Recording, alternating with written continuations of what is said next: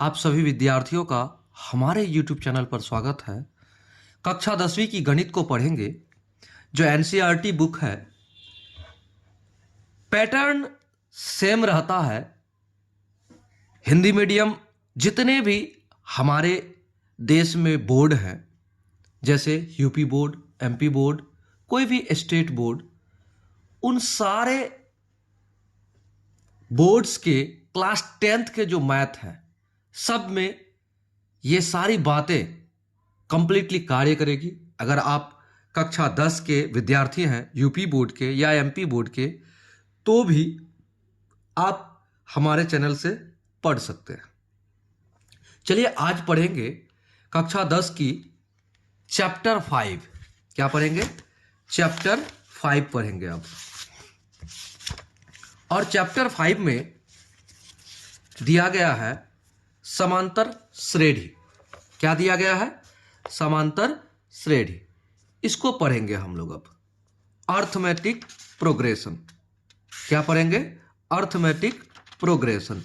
तो एक्सरसाइज 5.1 को स्टार्ट करने से पहले कुछ महत्वपूर्ण जानकारियां हैं जो आपको देना चाहेंगे, और अगर आप उसे समझ लेंगे तो उम्मीद करते हैं कि आपका 5.1, 5.2, 5.3 या जितने भी एक्सरसाइज हैं इस चैप्टर से जुड़ी, सारे को आप अच्छे से समझ पाएंगे। तो चलिए बिना देरी किए हम लोग शुरू करेंगे अर्थमेटिक प्रोग्रेशन।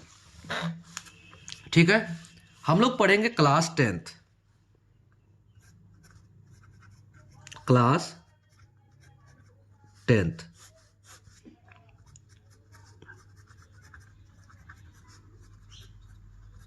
मैथमेटिक्स। और ये चैप्टर है, क्या है चैप्टर? चैप्टर है 5।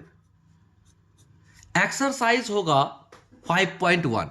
तो सबसे पहले चैप्टर 5 में जो महत्वपूर्ण बातें हैं उसको आप जानिए। हम लोग पढ़ेंगे समांतर श्रेणी।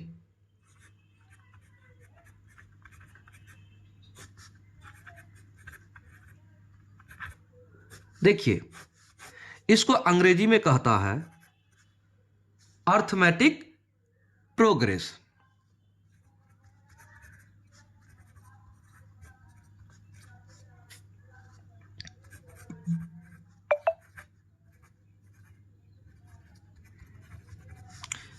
इसलिए इसको एपी भी कहा जाता है।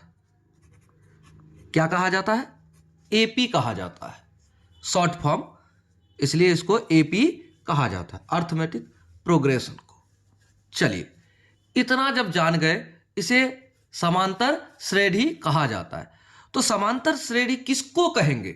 आखिर किस चीज को हम समझेंगे कि समांतर श्रेणी है? ये कैसे समझेंगे? तो देखिए, कुछ उदाहरण देते हैं। एग्जाम्पल आपको देते हैं, जैसे 1, 4, 7, 10, ऐसे करके आगे बढ़ेगा। ये जो है, ये चयन चलते रहे आगे। तो इसमें आप कुछ बात को कॉमन देखिए। कॉमन मतलब उभयनिष्ठ आपको नजर आ रहा होगा। क्या? 1 के बाद 4 है, 4 के बाद 7 है, 7 के बाद 10 है। तो यहां पर डिफरेंस है कितने का? देखिए, 1 के बाद 4 मतलब इसको अगर 4 से घटा दे 1 को तो कितना निकलेगा? 3 निकलेगा। 7 को 4 से घटा दे तो 3 निकलेगा। 10 को 7 घटा दे, 10 से 7 घटा दे तो 3 निकलेगा। तो कितना डिफरेंस है? 3 का डिफरेंस है, एकदम है। आपको समझ में आ रहा होगा। और समान डिफरेंस है, एक समान। तो एक समान अगर डिफरेंस है तो यह समांतर श्रेणी है। क्या है? ये एपी है।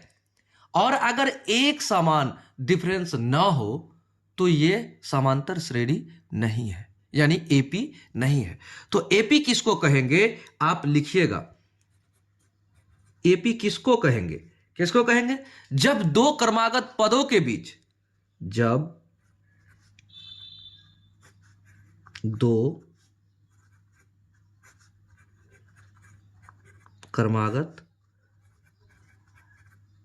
पदों के बीच। देखिए, जब दो क्रमागत पदों के बीच का अंतर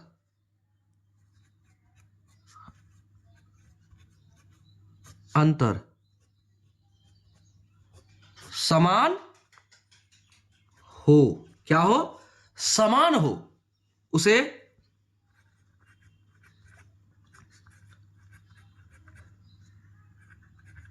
समांतर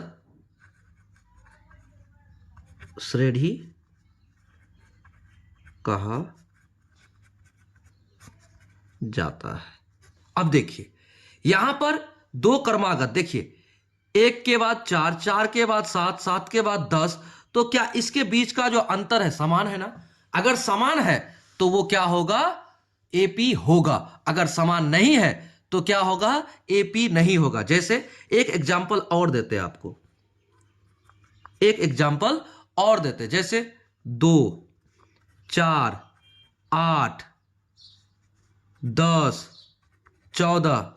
अब यहां देखिए, 2 के बाद 4 है ना, कितना का डिफरेंस है? 4 से 2 को घटाएंगे तो 2, लेकिन 4 के बाद 8, कितना? 4 से 8 से 4 को घटाएंगे तो 4। तो देखिए, तो यहां अंतर कितना का आ गया? 4 और 2 आ गया, डिफरेंस अलग अलग आ रहा है। फिर यहां देखिए, 10 से 8 को घटाएंगे 2, तो क्या समान अंतर है? दो क्रमागत पदों के बीच समान अंतर है? नहीं है। जब नहीं है तो ये क्या हुआ? ये आपका एपी नहीं है। क्यों नहीं है? असमान है। अंतर क्या है? असमान है। असमान समान अंतर है, इसलिए एपी नहीं है। बात समझ में आई? आ गई होगी। चलिए, इतना समझे। अब देखिए, एक बात और समझाते। ये तो समांतर श्रेणी है या नहीं है ये समझे आप, इतना तो जान गए। लेकिन अब एक बात और जानिए। देखिए, आपको कुछ और समझाते हैं। यही एपी का सीरीज को लेते हैं, 1, 4, 7, 10, आगे और भी बढ़े अगर चलते रहे तो। यहां एक बात देखिए, समझिएगा। ये क्यों कर रहे हैं? देखिए, इन दोनों के बीच का जो अंतर है कितना है? 3 है। इन दोनों के बीच का अंतर कितना है? कितना है? 3 है। इन दोनों के बीच का अंतर कितना है? 3 है। चलिए, जो अंतर है इसको कहते हैं सार्वांतर। क्या कहते हैं? इसको कहते हैं सार्वांतर। क्या कहते हैं? दो पदों के बीच के अंतर को क्या कहते हैं? सार्वांतर कहते हैं। दो पदों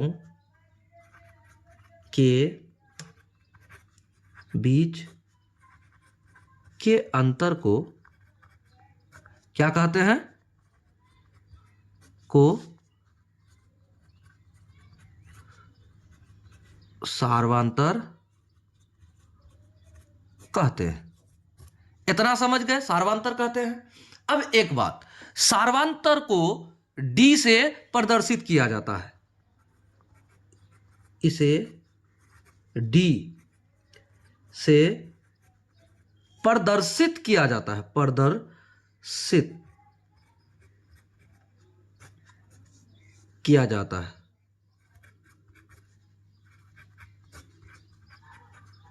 प्रदर्शित किया जाता है, सूचित किया जाता है।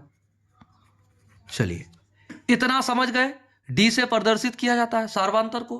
अच्छा, एक बात बताइए, हमें अगर 4 और 1 के बीच का अंतर ज्ञात करना है तो हम किससे घटाएंगे? 4 से घटाएंगे 1 को और अंतर निकल जाएगा। तो अब एक बात देखिए, इन पदों को, इनको कहता है पद। जैसे 1 को पद कहेंगे, 4 को पद कहेंगे, ये पद है, ठीक है।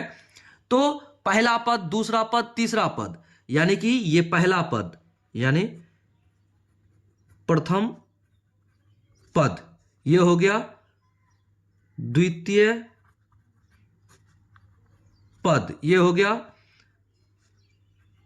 तृतीय पद, ये हो गया। ऐसे करके आगे चलते रहे, चतुर्थ पद, पंचम पद, ठीक है। ये पद कहा जाता है। तो पदों को किससे सूचित किया जाता है? ए से। पदों को ए से सूचित किया जाता है। किससे? ए से प्रदर्शित किया जाता है या फिर सूचित किया जाता है, किया जाता है। अब देखिए, ए से सूचित किया जाता है, इतना तो आपको कह दिए। तो इसलिए A1 क्या हुआ? यहां A1 क्या हुआ? 1 हुआ। A1 बराबर 1 है, आपको समझाने के लिए लिख रहे हैं। तो A2 क्या है? A2 है 4। A3 क्या है? आपका A3 है 7। A4 क्या है? A4 है 10, है ना? समझ में आया बात? समझ में आया कि A1, A2, A3, A4 किसको कहा जाता है? तो आपने जान गया, पद को कहा जाता है। ए से सूचित किया जाता है पद को, और प्रथम पद को A1, द्वितीय पद को A2, और तृतीय पद को A3, और चतुर्थ पद को A4, पंचम पद को A5, षष्टम को A6, ऐसे कहा जाएगा आगे। ठीक है, इतना समझ गए। अब एक बात, अगर हमको सार्वंतर ज्ञात करना है, अगर हमको डी ज्ञात करना है, तो डी कैसे ज्ञात करेंगे? अगर हमको डी ज्ञात करना है, डी, तो कैसे ज्ञात करेंगे? तो यानी कि सार्वंतर द्वितीय पद से प्रथम पद को घटा देंगे तो एक अंतर निकलेगा कि नहीं? एकदम निकलेगा। तो D1 बराबर A2 minus A1। A2 minus A1 कैसे निकालेंगे? A2 माइनस A1 बराबर D1 आपका निकल जाएगा। अब उसके बाद देखिए कैसे हम यहां पर निकाल कर आपको समझाते हैं। तो A2 हमारा क्या है? A2 है हमारा 4, और आपका A1 क्या है? 1 बराबर 3। आपका D1 आपका हो गया, ये निकल गया। अगर हमें D2 निकालना है तो D2 बराबर होता है A3 माइनस A2। अब देखिए दूसरा पद 7 से कितना, ये आपका क्या है? A3 है। A3 से आपका द्वितीय पद यानी A2 घटेगा, तो क्या हो जाएगा? 7 से क्या घटाइएगा? 4 को घटाइएगा, सॉरी 4 को घटाइएगा, तो क्या हो जाएगा आपका? 3 आएगा कि नहीं? D2 आएगा कि नहीं? आ गया D2। अगर हमको D3 अगर ज्ञात करना है, यानी सार्वंतर तीसरा, हमें सार्वंतर तीसरा अगर ज्ञात करना है, तो क्या हो जाएगा? A4 minus A3। तो A4 क्या है हमारा? A4 है हमारा 10, और 10 से क्या घटेगा? 7, तो बराबर क्या आ जाएगा? 3। तो देखिए D हमेशा यहां बराबर है। अगर बराबर D आ जाए, सार्वंतर बराबर आ जाए, तो वो AP होगा। अगर D बराबर नहीं है, समान नहीं है, तो AP नहीं होगा। ठीक है, इतना आप समझ गए। सार्वंतर अगर समान है तो वो क्या होगा? AP होगा। अगर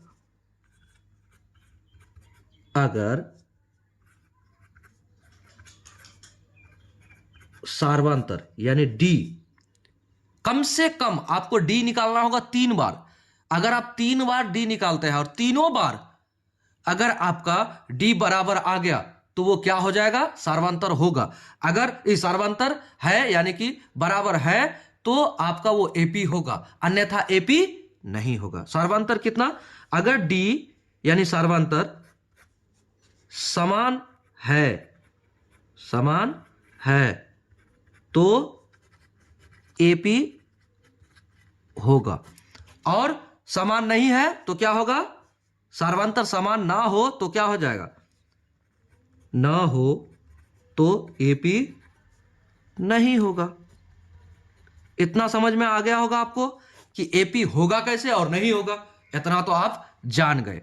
तो AP मतलब समांतर श्रेणी, AP मतलब समांतर श्रेणी, इतना समझ गए। चलिए आगे समझाते हैं। अब एक बात और समझिए आगे। पदों की संख्या को n से सूचित किया जाता है। किससे? n बराबर पदों की संख्या, n बराबर पदों की संख्या। अब देखिए n बराबर जब पदों की संख्या है तो an बराबर nवां पद, an बराबर nवां पद, an बराबर होता है nवां पद। इसका मतलब यह हुआ जब आप पदों की संख्या ज्ञात करेंगे ना, तब आपको ये n बराबर nवां पद होता है, इस फॉर्मूले को आप यूज कर पाएंगे। इसका एक सूत्र होता है nवां पद का, nवां पद का सूत्र आपके पुस्तक में बहुत सारी बातें दिया हुआ है, आप उसे अगर ध्यान से पढ़ेंगे समझेंगे तो आपको समझ में भी आएगा। तो देखिए an बराबर क्या होता है, an बराबर a plus n-1 but bracket बंद, उसके बाद d। यह आपका फॉर्मूला है। क्या है? ये फॉर्मूला है। अब देखिए यहां पर आप एक बात समझिए, a बराबर क्या है? प्रथम पद, ठीक है, प्रथम पद बराबर क्या आपको बताया था? a1, ठीक है। n ये क्या है? यह है पदों की संख्या,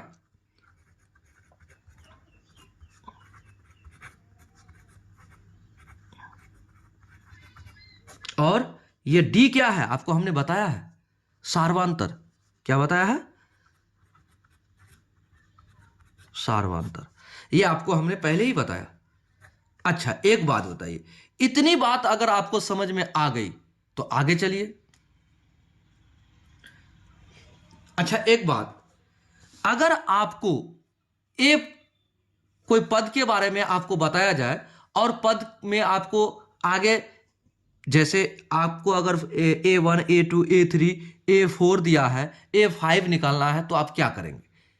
अगर इस फॉर्मूले के हिसाब से चलिए हमें पांचवां पद निकालना है, माना कि पांचवां पद बराबर व्हाट, तो क्या करेंगे आप करेंगे a प्लस n। n क्या हो जाएगा? यहां पर पांचवा पद ज्ञात करना है तो डायरेक्टली n बराबर 5 और माइनस के 1, और d क्या होगा? आप डायरेक्ट यहां पर d लिख देंगे। यही करेंगे, ये फॉर्मूला यूज करेंगे आप। ये फॉर्मूला जब यूज करेंगे, यहां एक बात कॉमन है, देखिए हमको पांचवा पद निकालना है, तो यहां देखिए 5 माइनस 1 होता है, तो बराबर इसको हम लिख सकते हैं a प्लस कितना 4 हो जाएगा 4, और ये d, इसको हम कह सकते हैं, यानी कि a5 जब हमको ज्ञात करना हो तो हम लिख सकते हैं a प्लस 4d लिख सकते हैं, या फिर ये भी फॉर्मूला यूज कर सकते हैं, ये भी कर सकते हैं। ये शॉर्ट ट्रिक हुआ। अगर मान लेते हैं a7 हमें ज्ञात करना है, a7 हमें ज्ञात करना है, तो क्या करेंगे? a7 के लिए a प्लस 6d अगर करेंगे तो हमें यहां माइनस करने की कोई आवश्यकता पड़ेगी? बोलिए, नहीं पड़ेगी। अगर हमें a12 ज्ञात करना है तो क्या करेंगे? a12 हमें ज्ञात करना है तो a प्लस 11d, आराम से माइनस, देखिए अगर 12 है तो 12 माइनस 1 करते तो यहां पर तब जाकर d करते, उससे अच्छा है डायरेक्टली हम कर दिए, एक घटा दिए।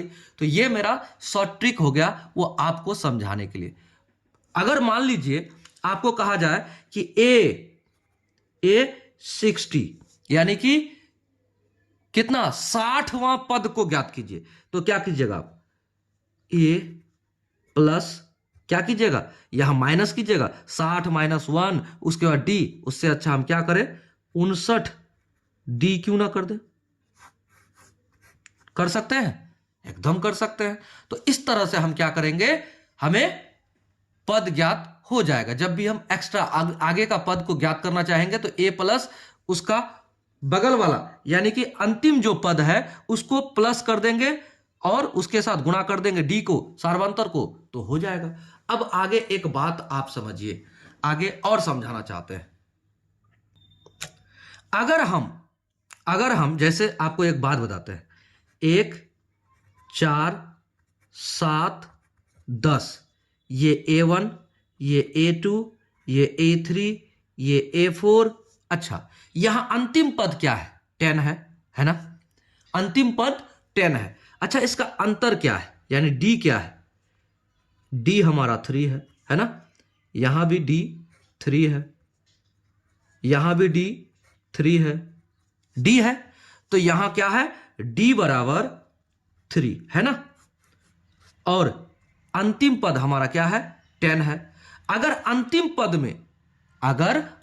पद में हम यहां पर अगर चाहे A5 ज्ञात करना, A6 ज्ञात करना, A7 ज्ञात करना, तो कैसे ज्ञात करेंगे? तो अंतिम पद में डी जोड़ देंगे, अंतिम पद में डी जोड़ देंगे। तो क्या करेंगे, अंतिम पद में अगर हम डी जोड़ देंगे, सार्वधातुक जोड़ देंगे, तो अगली कर्मागत पद हमें मिल जाएगा। तो क्या लिखते हैं, लिख देते हैं आपको, अंतिम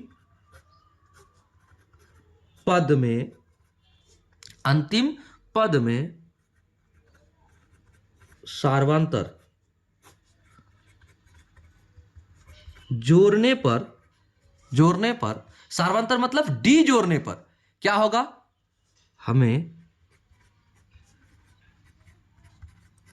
अगली कर्मागत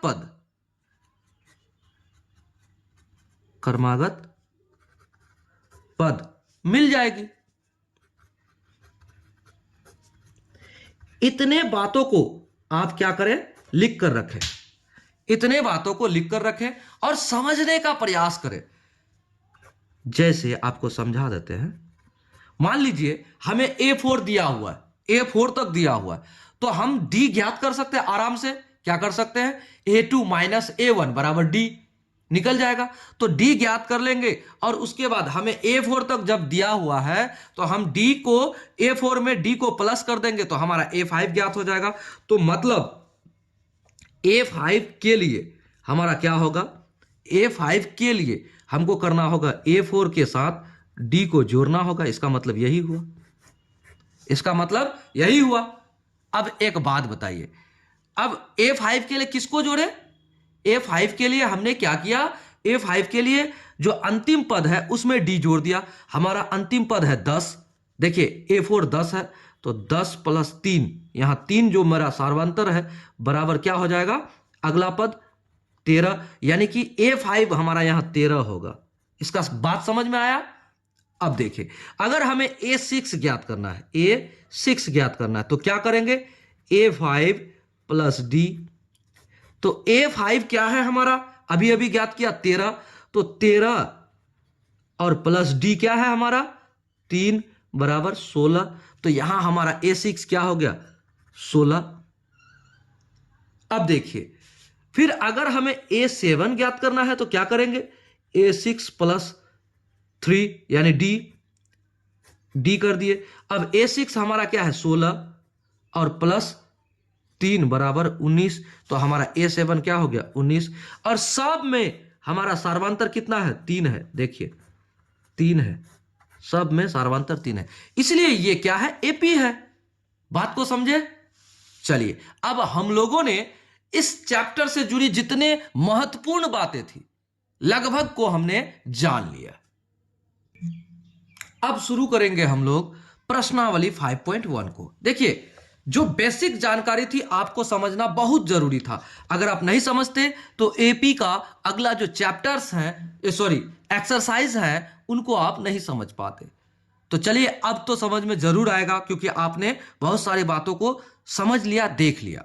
चलिए, अब कहता है निम्नलिखित स्थितियों में से किन परिस्थितियों में संबंध संख्याओं की सूची एपी है और क्यों, एपी है और क्यों, अगर एपी है तो क्यों है, अगर एपी नहीं है तो कोई मतलब ही नहीं है।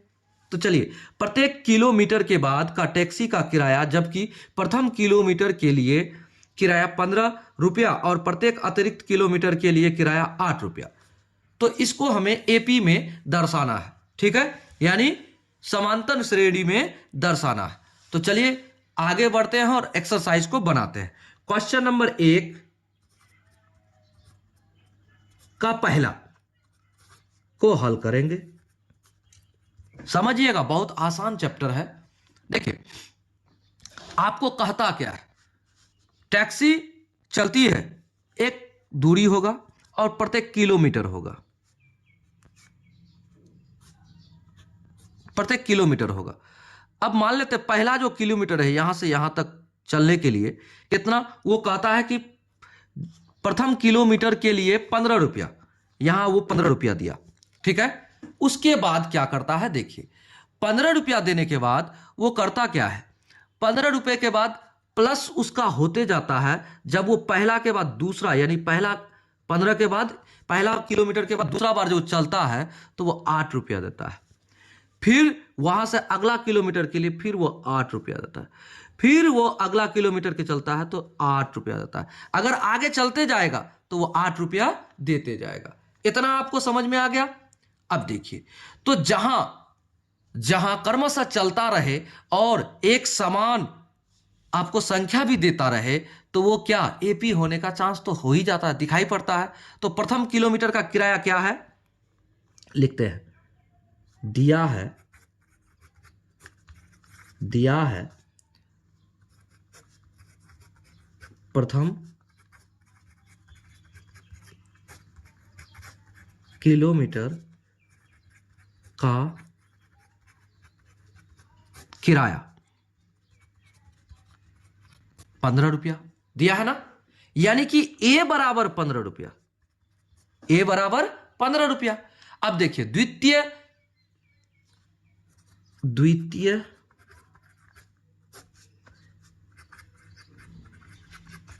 किलोमीटर का किराया निकालिए, अब निकालिए क्या हो जाएगा। अब देखिए 15 में 8 जोड़ा, 15 में 8 जोड़ा तो क्या हो जाएगा, 15 में 8 जोड़ेंगे तो A2 निकल जाएगा। A2 बराबर 15 प्लस 8 बराबर कितना हो जाएगा, 15 8 23 होगा ना। द्वितीय निकालिए, तृतीय, कम से कम 3 बार तो आपको निकालना ही पड़ेगा, किलोमीटर का किराया यानी A3 तक बराबर क्या हो जाएगा 23। अब देखिए 15 में एक बार 8 जोड़ा तो 23 हुआ, फिर उसके बाद 8 जोड़ेगा तो कितना हो जाएगा, 23 प्लस 8 बराबर कितना हो जाएगा बताइए, 23 प्लस 8 बराबर 31। अब एक बात यहां समझिए, यहां दिया है, अब यहां अंतर क्या है, अंतर यानी कितना का सार्वंतर चल रहा है। चूंकि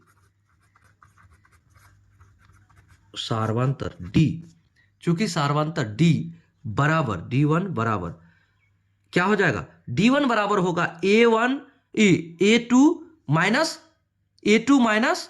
A1। तो A2 क्या है हमारा 23, A2 माइनस A1, तो D1 बराबर क्या हो जाएगा, अब ज्ञात कीजिए।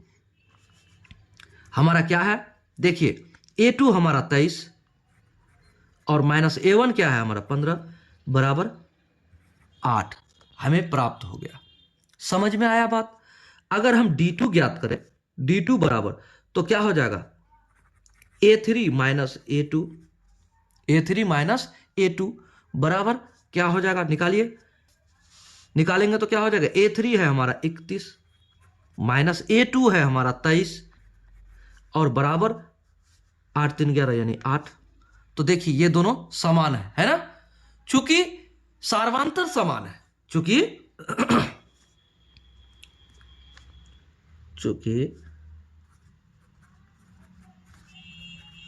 सार्वंतर यानी D समान है।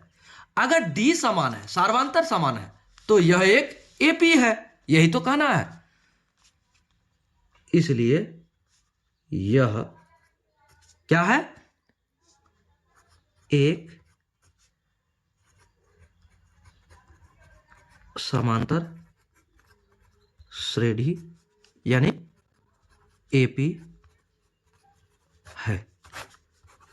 समझ में आ गया होगा बात, आपको समझ में आ गया होगा।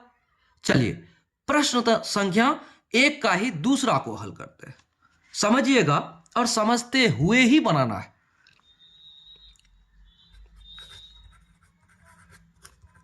दूसरा, अब दूसरा कहता क्या है जरा समझिए।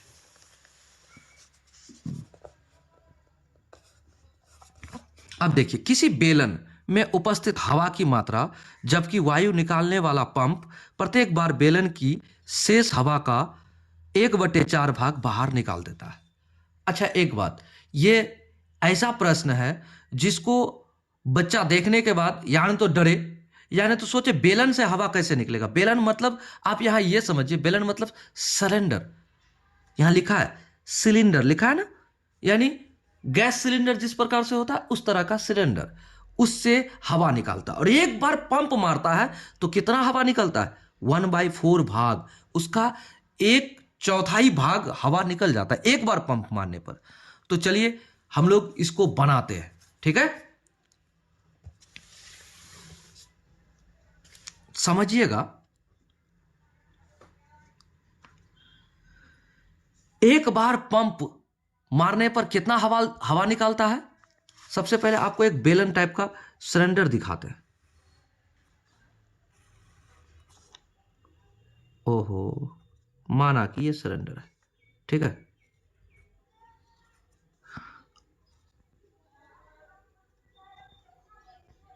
और इससे हवा निकलता है। एक बार पंप मारा तो हवा निकला, कितना निकला आपको बताते हैं।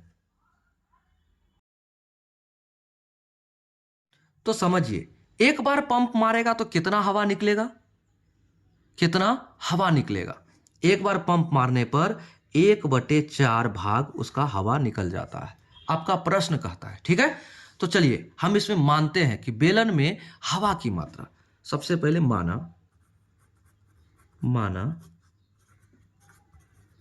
बेलन में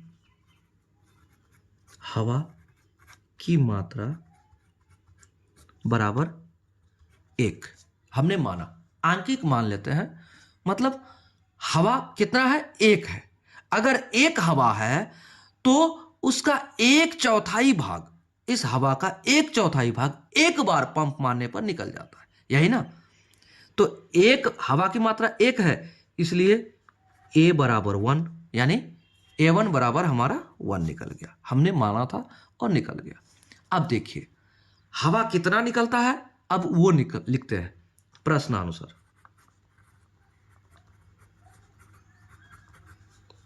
प्रश्नानुसार एक बार पंप मारने पर कितना हवा निकलता है? हवा निकला कितना निकला? एक बार पंप मारने पर 1/4 भाग हवा निकला, है ना। तो किससे निकला? इस एक मात्रा से निकला। तो कितना होगा? 1 माइनस 1/4, यानी कि ये हमारा हो जाएगा A2, ये हमारा हो जाएगा A2। तो जो बचा हुआ रहेगा वही ना A2। तो चलिए इससे घटाते हैं, तो क्या हो जाएगा? इसको लॉसो कीजिएगा तो इसका 4 आ जाएगा, और 4 एकम 4, और इधर 1 तो गुना हो जाएगा 4, यहां -1 बराबर 3/4। क्लियर? तो A2 हमारा क्या हो गया? A2 हमारा हो गया 3/4। समझ में आया आपको? इतना समझ में आ गया? अब देखिए एक बार हवा निकला तो 3/4 निकला, 3/4 बचा, ठीक है, इतना बचा। अब हम फिर से हवा निकालते हैं, फिर से हवा निकला। अब फिर से हवा निकलेगा तो हमें यह बताइए एक बार में कितना हवा निकलता है? एक बार में हवा कितना निकलता है? 1/4 निकलता है, 1/4 निकलता है।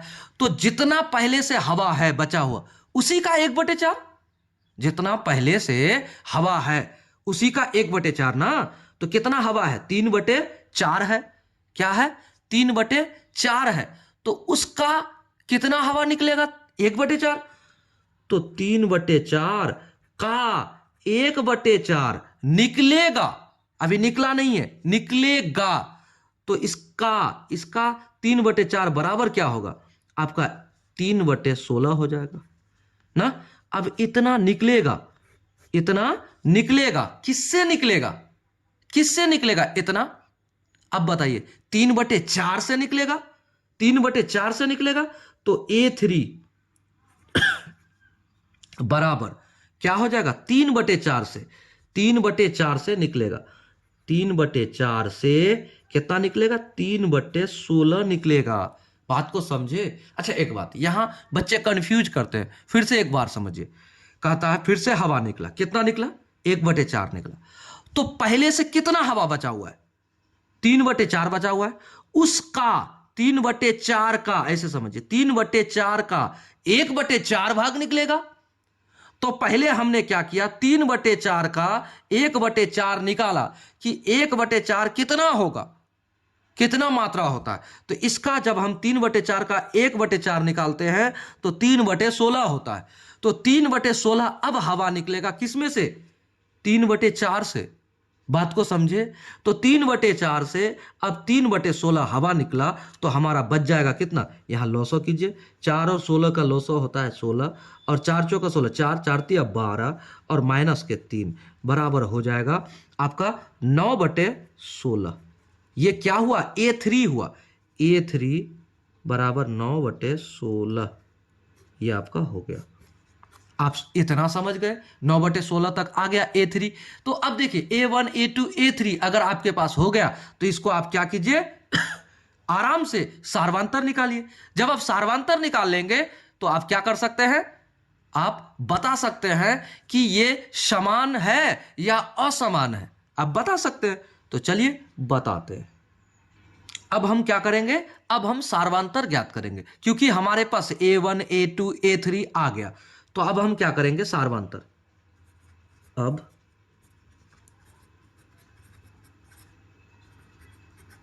सार्वंतर को किससे प्रदर्शित किया जाता है? D से।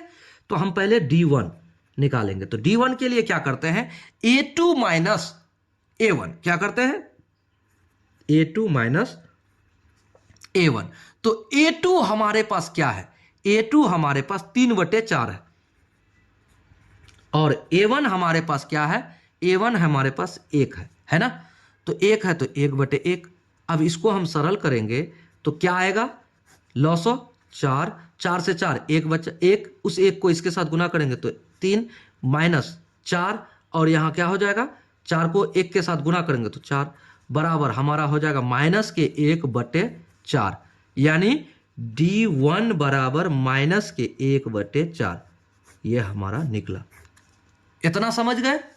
अब हम क्या करते हैं? अब D2 बराबर होगा A3 माइनस A2। तो D2 बराबर A3, तो A3 हमारे पास क्या निकला? A3 निकला है 9/16 माइनस A2 हमारे पास क्या है? A2 हमारे पास है 3/4। अब इसको सरल कीजिए, क्या हो जाएगा? 16, 9 माइनस 4 चौका 16, 4 तिया 12। अब बराबर क्या हो जाएगा? बराबर हो जाएगा, अब देखिए 12 से 9 घटेगा तो माइनस के 3/16, यानी कि हमारा D बराबर और D2 बराबर कितना? माइनस के 3/16। हमें ये बताइए यहां पर D1 और D2 बराबर है? नहीं है ना? एकदम नहीं है। तो हम क्या कर सकते हैं? चूंकि D1 not equal to D2, यानी कि इसका मतलब हुआ सार्वंतर समान नहीं है। चूंकि सार्वंतर समान नहीं है, अतः यह एक समांतर श्रेणी नहीं है। इसका मतलब यह हुआ कि ये क्या है? AP नहीं है। इसको AP कहते हैं, समांतर श्रेणी को AP नहीं है, ये भी कह सकते हैं हम। समझ में आया बात? समझ में आ गया होगा? चलिए, इतना अगर समझ गए तो हम लोग प्रश्न संख्या अगला को बनाते हैं। ठीक है? अगर समझ में ना आए, एक बार में समझ में ना आए, तो आपसे रिक्वेस्ट है दोबारा वीडियो को देखें, क्योंकि आप दोबारा तिबारा अगर देखते हैं तो आपको कोई मना नहीं करेगा, लेकिन आप समझ जरूर जाएंगे, उम्मीद है। चलिए वीडियो को लाइक कीजिए और आगे बढ़िए, एक ही बार लाइक करना होता है। चलिए, तीसरा नंबर, प्रत्येक मीटर की खुदाई के बाद एक कुआं खोदने में आई लागत, जबकि प्रथम मीटर खुदाई की लागत 150 रुपये और उसके बाद प्रत्येक मीटर की खुदाई की लागत 50 रुपये बढ़ती जाती है। देखिए, पहला बार जो खोदता है पहला मीटर तो उसमें 150 रुपया लगा, यानी 150 रुपया। उसके बाद प्रत्येक मीटर में कितना बढ़ता है? 50 रुपया, 50 रुपया, 50 रुपया, 50 रुपया बढ़ता है। तो आप इस बात को समझिए, इससे तो स्पष्ट होता है ना कि हमारा ये एपी है, हमें ये तो क्लियर दिखाई पड़ रहा है। चलिए, आसान सवाल है, बहुत ही आसान, इसको बनाते हैं। 3 नंबर, कै नंबर? 3 नंबर, 3 नंबर का हल। अब एक बात यहां गौर कीजिएगा, सबसे पहले आपको हम ये कहते हैं, क्या करता है वो? कुआं खोदता है ना।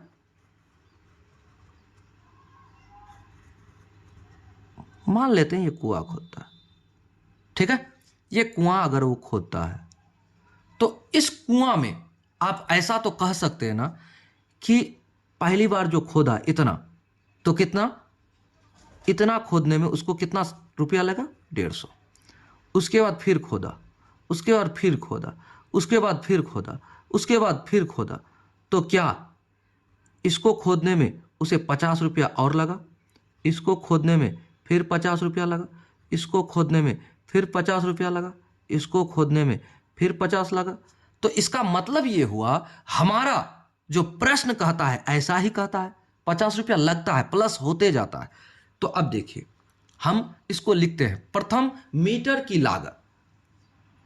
क्या लिखते हैं? प्रत्येक मीटर की खुदाई के बाद कुआं, लिखते हैं कुआं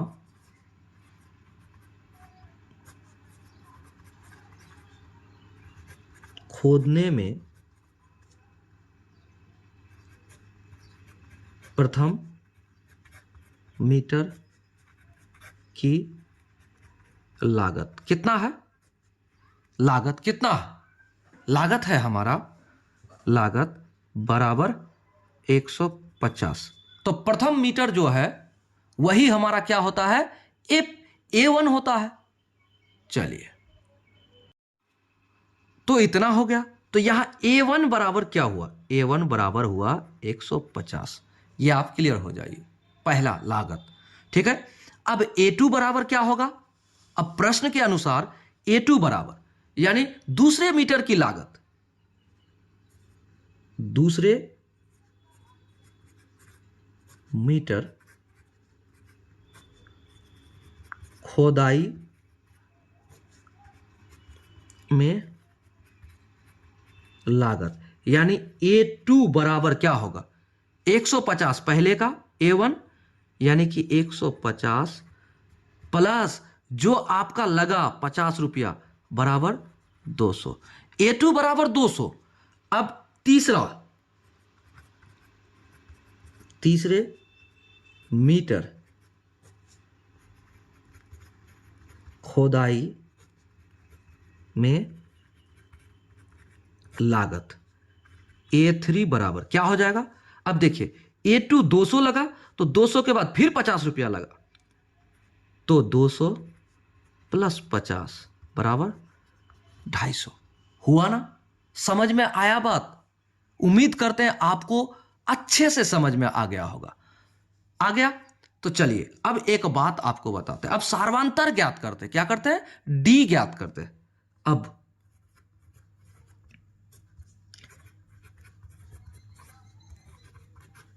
सार्वंतर D1 बराबर क्या होगा? D1 बराबर A2 माइनस A1। आपको ये फॉर्मूला हमने बताया था। चलिए, तो A2 हमारा क्या है? 200 माइनस A1 क्या है? 150 बराबर 50। हुआ ना? तो D1 बराबर 50 आ गया। अब चलिए D2 बराबर क्या होगा? A3 minus A2। तो A3 हमारा क्या है? 250 माइनस A2 हमारा क्या है? 200 बराबर 50, यानी कि D2 बराबर हमारा 50 आ गया। अब हमें यह बताइए, चूंकि D1 और D2 बराबर है, क्या है? चूंकि D1 बराबर है D2 के, इसलिए D1 बराबर D2 है, यानी सार्वांतर है, सार्वांतर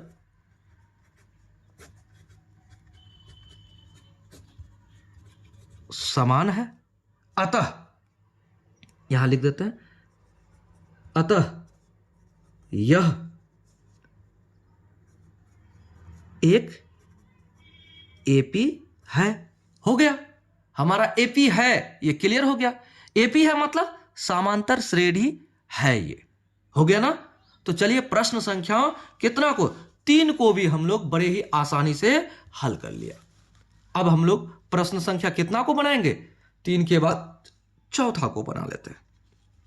चलिए अब प्रश्न संख्या चौथा को समझिए।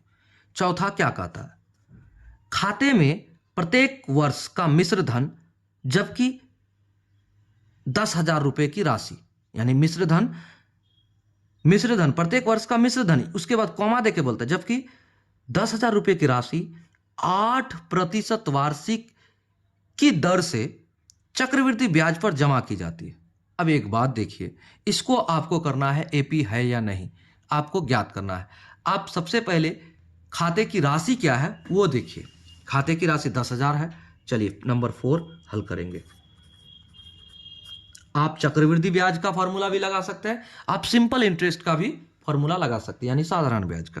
तो चलिए क्या करते हैं, पहले सबसे पहले वर्ष की जो राशि है उसको लिखते हैं। पहले वर्ष की राशि, ठीक है, पहले वर्ष की राशि यानी कि मूलधन। पहला जो मूलधन है कितना है, 10,000 रुपया है, 10,000 रुपया है, यानी कि ये ही हमारा A1 है, इसलिए A1 बराबर 10,000 हो गया। अब आगे बढ़िए और समझिएगा ध्यानपूर्वक, ठीक है। हमें दर दिया हुआ है, दिया है दर बराबर 8%, और समय क्या है, पहला वर्ष यानी 1 वर्ष,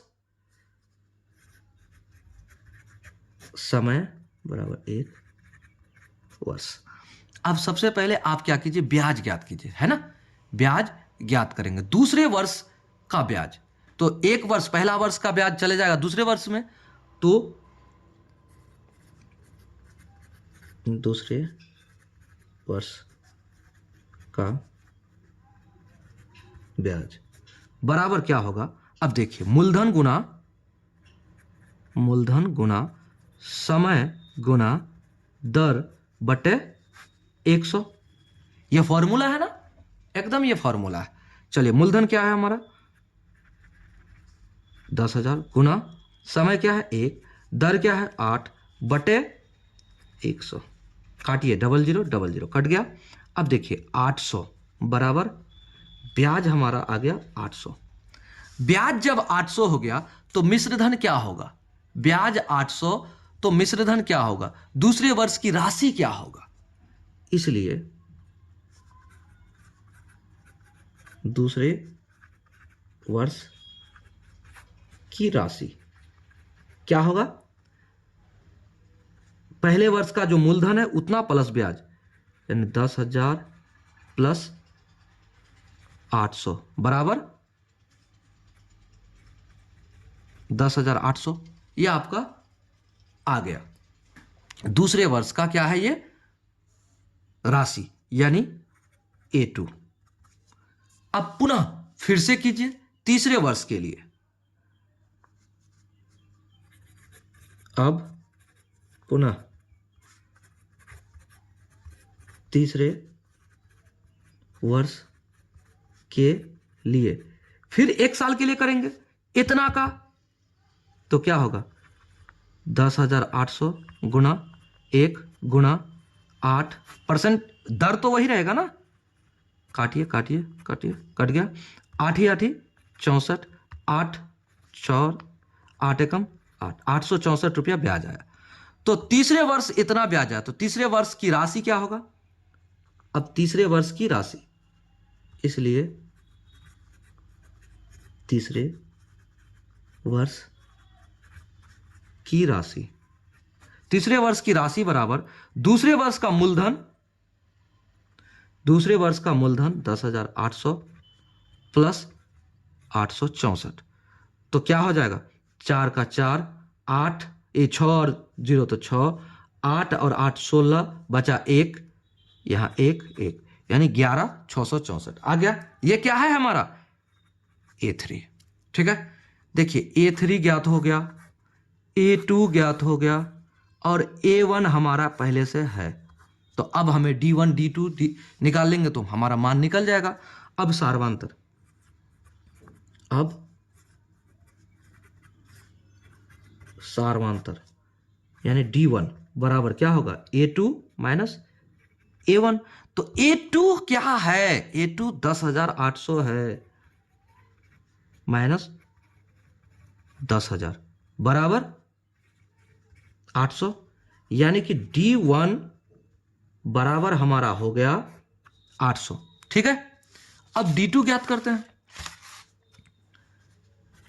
D2 बराबर A3 माइनस A2, तो A3 क्या है भाई हमारा 11,664 माइनस A2 क्या है 10,800, यही है ना 10,800 A2 है। तो अब इसको घटाइए, घटाइएगा क्या होगा, अच्छा 4 को 0, 4 से 0 घटाएंगे तो कितना हो जाएगा 4, 6 से 0 घटाएंगे तो 6, और उसके बाद 8 8 16 और 10 से 10 कट गया 864, तो 864 यहां अंतर है, D2 बराबर 864। अब एक बात बताइए D1 और D2 बराबर है, नहीं है ना, चूंकि D1 not equal to D2, यानी सार्वंतर